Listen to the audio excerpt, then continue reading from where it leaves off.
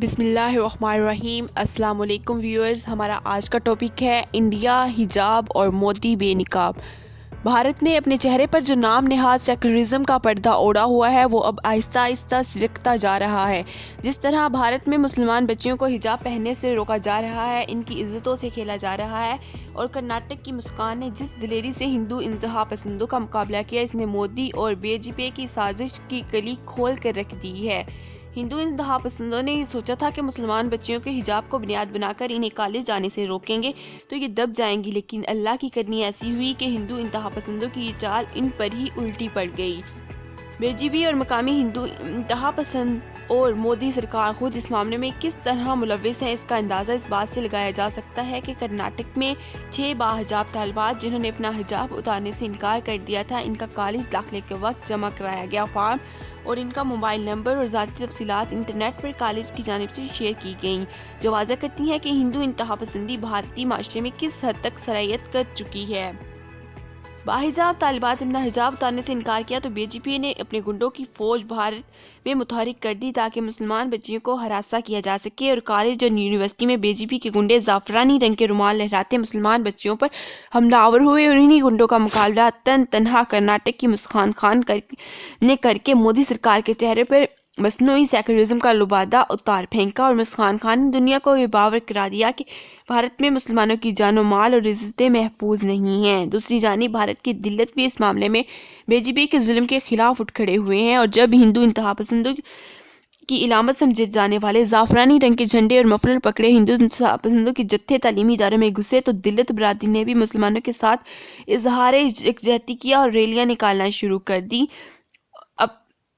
مودی سرکار اور اس کے گماشتے اس حد تک پریشان ہو چکے ہیں کہ جو سکول اور کالج وہ مسلمان طالبات کے لیے بند کرنا چاہ رہے تھے وہ غیر مسلم طالبات کے احتجاج کی وجہ سے بند ہو چکے ہیں۔ بھارت کے وہ مسلمان جو تقسیم ہند کو غلط قرار دیتے تھے، اس واقعہ نے ان کی بھی آنکھیں کھول کر رکھ دی ہیں۔ اب وہ اس بات کا برملا اظہار کر رہے ہیں کہ ان کے اباء جات کو بھی پاکستان چلے جانا چاہیے تھا، جہاں وہ اپنی من مرضی کی زندگی گزار سکتے، جہاں کوئی ہندو انتہا پسند ان کے مذہبی فرائض کی ادائیگی میں رکاوٹ نہ ڈال سکتا۔ بھارت میں مقیم مسلمان اب اس بات کا اعتراف کر رہے ہیں کہ قائد اعظم محمد علی جناح کا علیحدہ وطن کا مطالبہ 100% درست تھا، کیونکہ مودی کی قیادت میں ہندو انتہا پسندوں کے جتھے نے مسلمانوں کا انڈیا میں جینا محال کر رکھا ہے۔ اب لوگ نہ تو نماز پڑھ سکتے ہیں، نہ گائے کو ذبح کر سکتے ہیں، نہ مسلم خواتین کو حجاب اوڑھنے کی آزادی دی جا رہی ہے۔ دوسری جانب پاکستان میں موجود وہ لوگ جو کہتے ہیں کہ 2 قومی نظریہ ختم ہو چکا ہے، اب اس کی افادیت نہیں رہی، تو بھارت میں مسلم اور حجاب کے خلاف پھیلی نفرتیں ان کی بھی آنکھیں کھول دی ہیں، اور وہ بھی قائد اعظم محمد علی جناح کا شکریہ ادا کرنے پر مجبور ہو گئے ہیں، جنہوں نے مسلمانوں کے لیے الگ وطن بنا کر یہاں کے مسلمانوں کو ہندو انتہا پسندوں کے غیظ و غضب سے بچا لیا۔ جس طرح ہندو انتہا پسندوں کی چالیں ان کے خلاف الٹی پڑ رہی ہیں، اسی طرح مودی سرکار کی بلوچستان میں سازشیں بھی پاک فوج اپنی جانیں دے کر ناکام بنا رہی ہے۔ بلوچستان میں بی ایل اے کے حالیہ حملے میں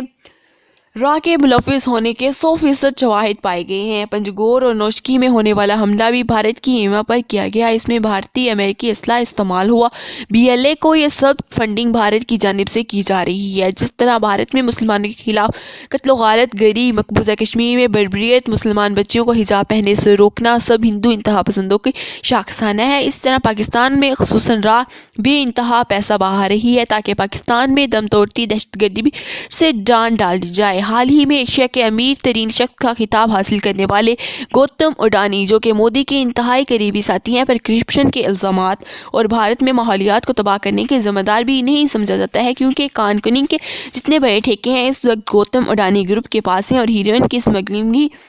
وہ ملوث پائے جاتے ہیں۔ ذرائع کا کہنا ہے کہ مودی گوتم اڈانی جیسے تاجروں کی بدولت بی ایل اے میں پیسہ تقسیم کرا رہے ہیں تاکہ پاکستان میں بے دمنی کو پھیلا سکیں، لیکن مودی سرکار یہ نہیں جانتی کہ جس طرح مسکان خان نے تنہا کرناٹک کے کالج میں ہندو انتہا پسندوں کا سامنا کیا، اسی طرح پاکستان کے غیور عوام اور اس کی بہادر فوج پاکستان میں مودی کی سازشوں کو کامیاب نہیں ہونے دیں گے، اور مودی اور اس کے گماشتوں کا بلوچستان میں دفن کر کے ہی دم لیں گے۔ ویورز، اگر آپ کو ہمارے